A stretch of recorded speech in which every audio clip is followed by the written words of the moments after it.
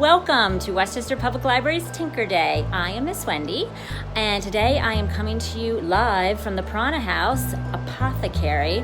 Look that word up, kids, on Church Street. I am here with the fabulous owner and founder, Miss Jackie, who's going to show you how to create a very special herbal concoction.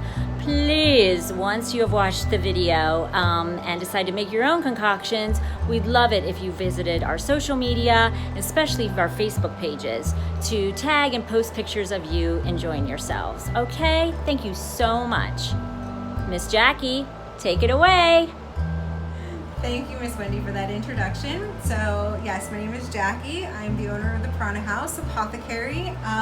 And behind me, you can see that I have lots and lots of jars. Lots of jars that a lot of times when people come in, they say that it feels like they're going into Harry Potter world. And what all these jars are filled with are similar things that you would find in a Harry Potter movie, but we use them in real life, right? These are all plants, all herbs that we use for the body, we use for the mind, we use for the heart, for the spirit.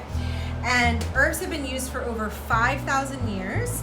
And a lot of the medicines that we see today were made originally for some of these plants that are behind me.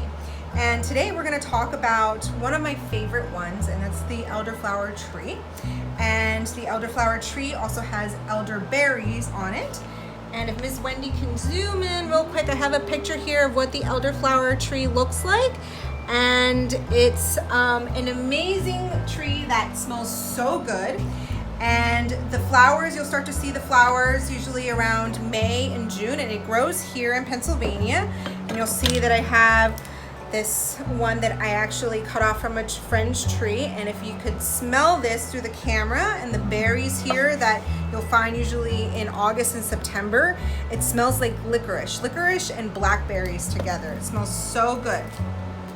So the elderflower tree is almost like the folklore is almost like it's a grandmother. It's a protective mother that's just wrapping you up and protecting you and being with you and taking care of you. And we use it for colds and flus to make sure that we feel better whenever we're feeling achy, whenever we have lots of runny noses and all that kind of stuff, and we're feeling very hot. But you can make this tea at home. You can either get it from the tree if you have one in your backyard. You might. It'd be a good thing to go exploring and see if you do. Or you can get it from my shop. I have the elderflowers and the elderberries in dried form. And you can make this into a tea. And if Miss Wendy can follow me over here, I have this electric tea kettle where it's a very safe way that you can boil your water. So we want to make sure that we're always asking mom and dad first if we can use the stove or anything to boil water, because we want to stay safe because it'll be really hot. So this tea kettle, if you turn it on really quick, boils the water in like 2 minutes.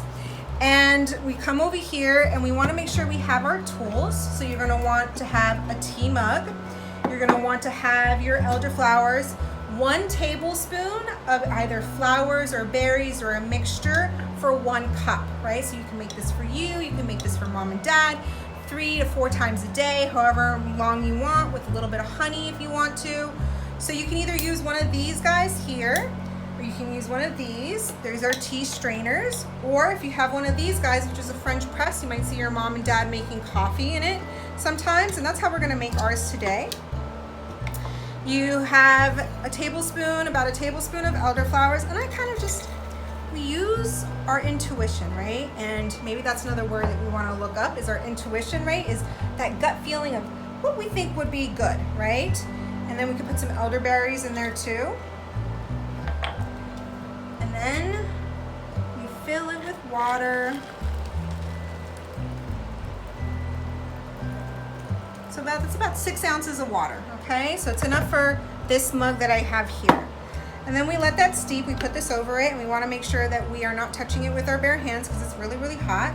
And we let that steep there for about, 6 to 10 minutes if we're making a tea, or if we do what's called an infusion, we let that sit for 20 to 30 minutes so that we're really getting a lot of the medicine from the flowers and the berries, okay?